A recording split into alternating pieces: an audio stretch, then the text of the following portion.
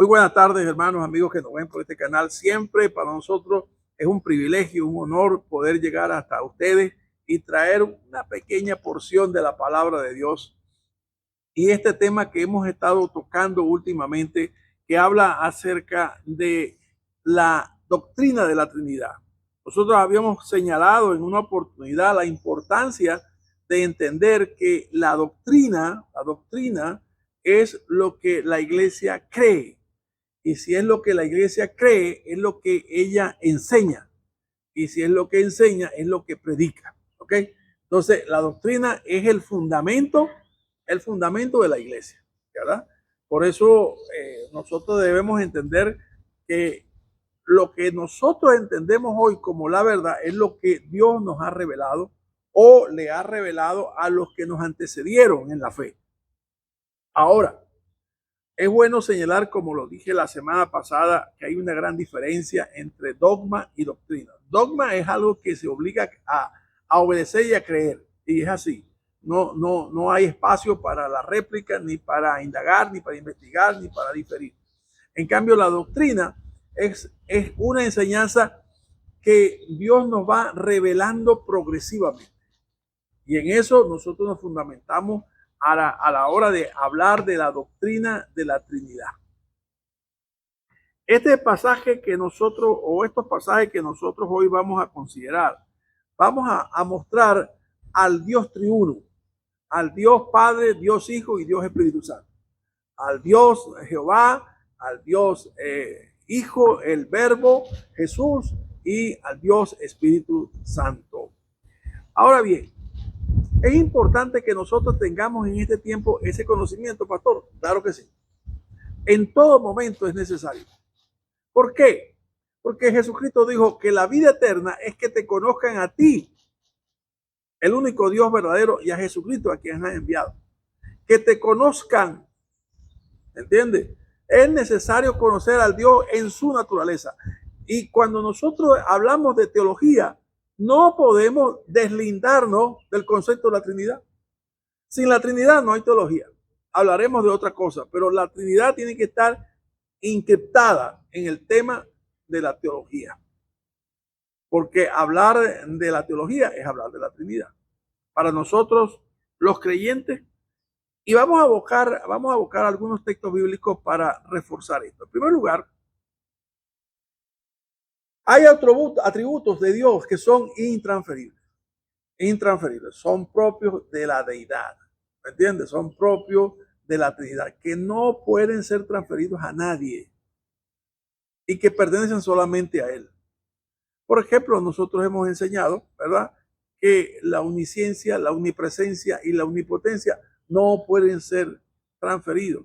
Igualmente tampoco puede ser intransferible la eternidad, ni tampoco puede ser transferible la santidad. Y lo inerrable de Dios tampoco puede ser transferible, porque nosotros nos equivocamos, pero Dios es sabiduría. La eternidad, como dije, tampoco puede ser transferible. Entonces, hay atributos que solamente le pertenecen a Dios. Pero ¿por qué que vamos a tocarlos hoy? Para fundamentar el hecho de que tanto el uno como el otro y el tercero tienen los mismos atributos. Así como el Padre tiene eternidad, el Hijo tiene eternidad y el Espíritu Santo tiene eternidad. Así como el Padre tiene omnipotencia, el Hijo tiene omnipotencia y el Espíritu Santo tiene omnipotencia.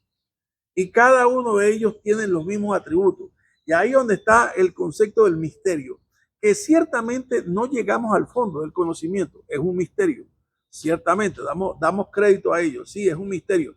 Pero no podemos negar que por el hecho de que sea un misterio no quiere decir que sea falso. No, existe la verdad, pero hasta aquí Dios nos ha revelado su esencia, su Trinidad.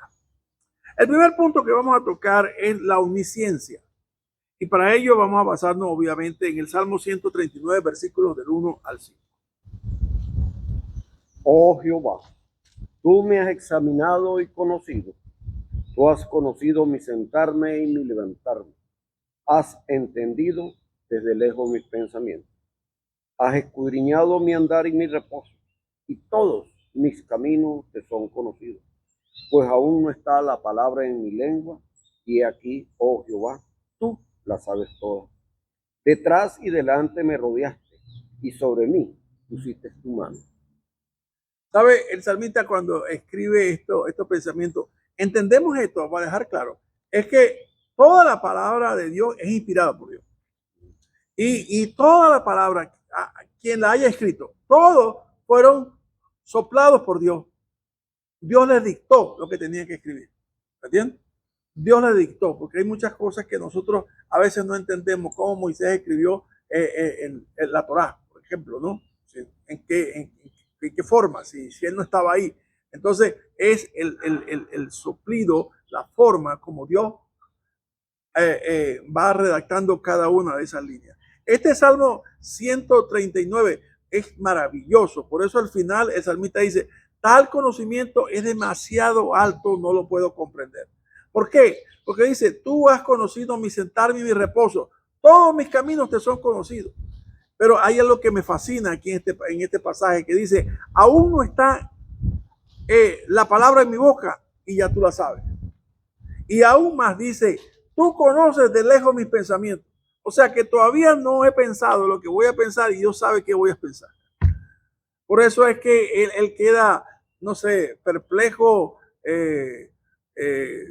estático, de decir, maravillado. Es decir, ¿por qué lo que estoy escuchando, que Dios diga, que me dice que escriba acerca de mí y de mi relación con Él?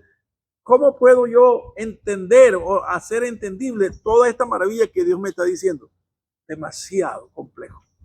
Es un misterio. Hay cosas que no entiendo, no llego al fondo.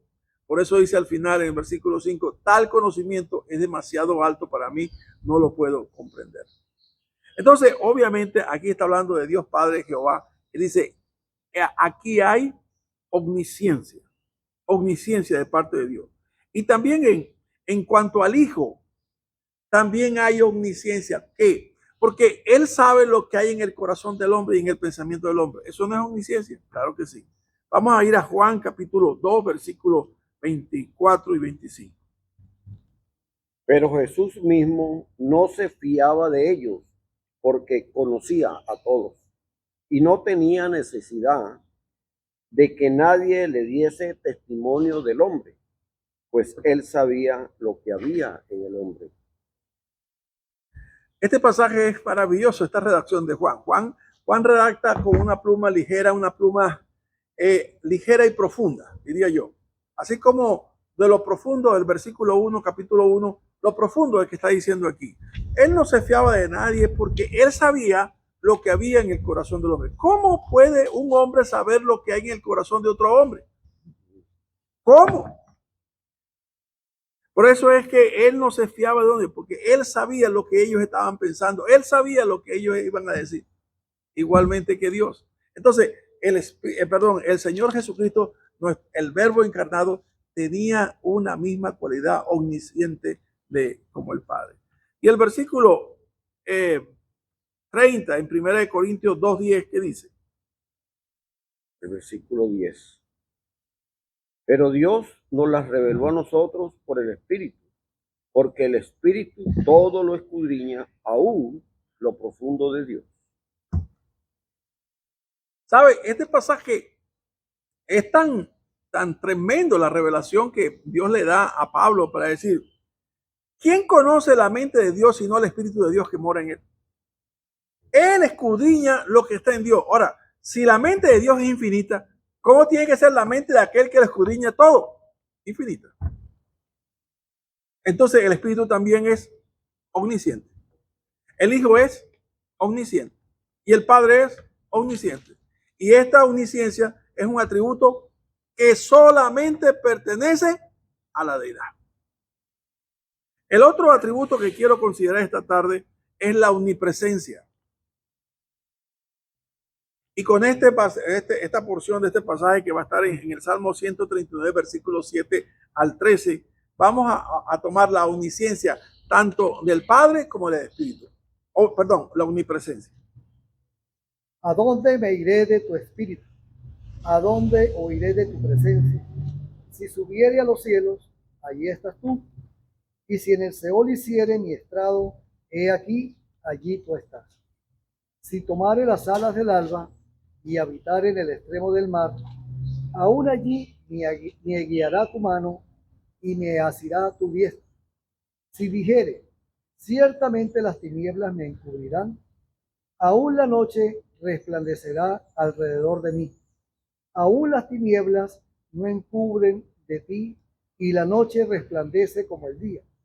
Lo mismo te son las tinieblas que la luz, porque tú formaste mis entrañas, tú me hiciste en el vientre de mi madre.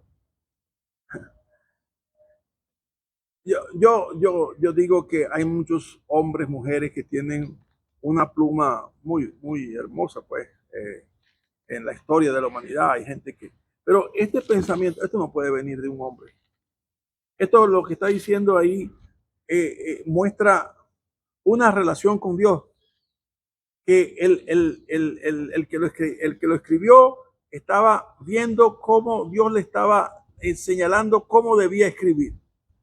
Porque él dice tanto de Dios Padre como del Espíritu, ¿a dónde me iré de tu Espíritu y a dónde huiré de tu presencia? ¿A dónde? Se pregunta. Si tomare las alas del alba y habitar en el extremo del mar, ahí tú estarás. Y si dice, y si en el Seol, o sea, en lugar de los muertos, donde residen los muertos, dice, y si ahí hiciera mi estrado, aún ahí tú estás también. Y en lo demás dice, y si tomare las alas del alba y habitar en el extremo del mar, o sea, desde la China hasta Norteamérica, pero aún ahí estás tú. Me guiará tu mano y me asirá tu diestra. Yo encuentro esto maravilloso. Para mí, todo mi ser se goza nada más pensar esto. ¿Qué, pastor? En que Dios tomó mi mano, me asirá a tu diestra. Dios tomó mi mano. Nadie puede soltarme de la mano de Dios. ¿Ah? Nadie puede soltarme de la mano de Dios. Aun cuando yo quisiera habitar en cualquier lugar, Dios está ahí. ¿Sabe? El que dijo, he aquí, yo estoy con vosotros todos los días hasta el fin del mundo, está ahí, es el mismo que está hablando. Donde quiera que vayamos, donde quiera que estemos, aunque nuestros ojos físicos no lo puedan ver, su palabra dice que ahí está Él. En Juan capítulo 14, versículo 1 al 3. No se turbe vuestro corazón. ¿Creéis en Dios? Creed también en mí. En la casa de mi Padre muchas moradas hay. Si así no fuera, yo os lo hubiera dicho. Voy pues a preparar lugar para vosotros. Y si me fuere y os preparare lugar, vendré otra vez y os tomaré a mí mismo, para que donde yo estoy, vosotros también estéis. Este pasaje, yo entiendo que los discípulos, no sé, yo pienso que quedaban en el aire. ¿Qué quiso decir con esto? Para que donde yo estoy, vosotros también estéis.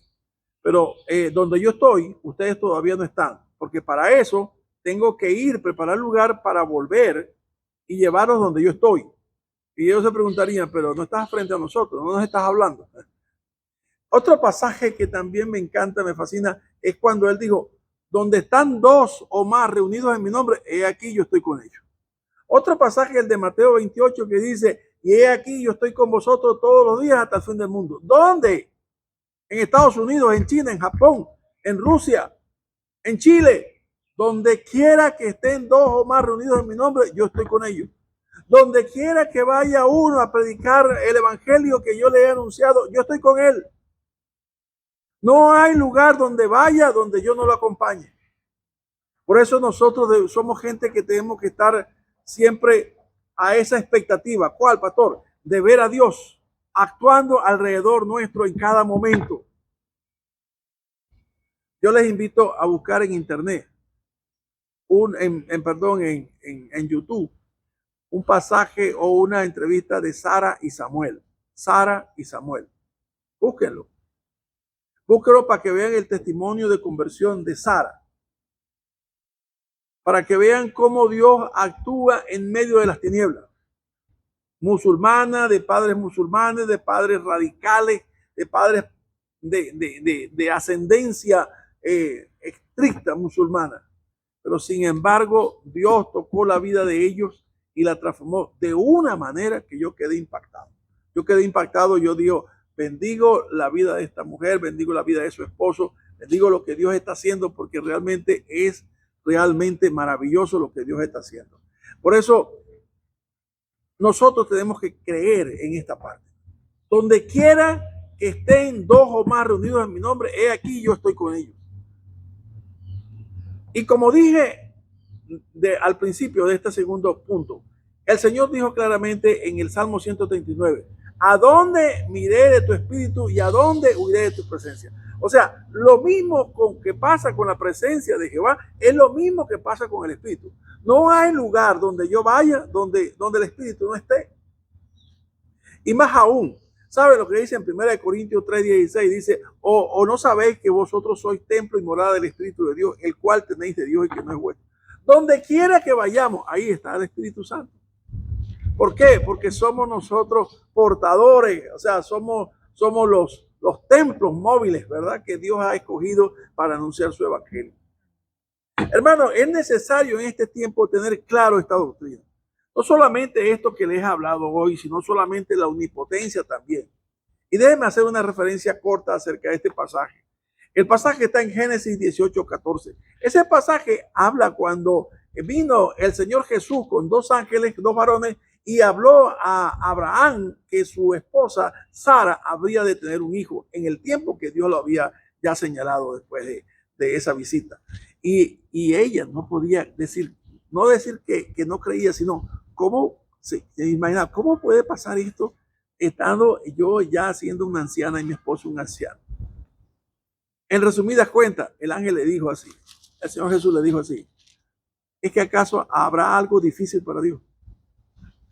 No hay nada difícil para Dios. De tal manera, si no hay nada difícil, Dios es omnipotente. Todo lo puede. Igualmente como dice en Juan capítulo 1, verso 3, dice acerca del verbo, dice, todo fue hecho por él y nada de lo que ha sido hecho fue hecho. Sin él nada de lo que ha sido hecho fue hecho. Todo fue hecho por él. Ahí vemos la omnipotencia. Ahí cuando Dios dijo, y Dios dijo, el verbo dijo, hágase la luz. Ahí está el verbo, actuando en todo lo que es la arquitectura, diseño y la obra de la creación. Igualmente cuando habla del Espíritu Santo, habla de la omnipotencia. Dice que el Espíritu que resucitó a Cristo de entre los muertos es el mismo que también con el mismo poder va a resucitar cada uno de nuestros cuerpos mortales en aquel día. Hermano, es necesario que nosotros nos apercibamos o absorbamos o nos traguemos, busquemos, hurguemos cada día más en estos tiempos que vienen, que no tengo la menor duda que estamos viviendo tiempos finales. No tengo la exactitud de los tiempos y las señales. Hay muchos pastores que están predicando acerca de estas cosas, pero yo les digo esto, sea mañana o sea dentro de 10 o sea dentro de 20 años, cuando venga el Señor, cuando Él decida terminar el tiempo de la gracia, lo importante es que nos encuentre haciendo aquello que nos mandó a hacer. Lo importante es que nosotros no seamos movidos de esta doctrina. ¿Me entiende? Lo importante es que nosotros seamos apologetas, bien defensores de la fe. Aun cuando nuestras vidas estén en peligro de muerte, o aún, como dijeron Sadrach, Mesach y Abednego, aún si Dios no nos defiende, bueno, nosotros vamos a mantener la fe hasta el final. Nuestro Dios es un Dios trino manifestado como Dios Padre, Jehová, Hijo, Jesucristo, el Verbo y Espíritu Santo. Que Dios les bendiga donde quiera que estén y la paz de Dios sea con ustedes. Amén.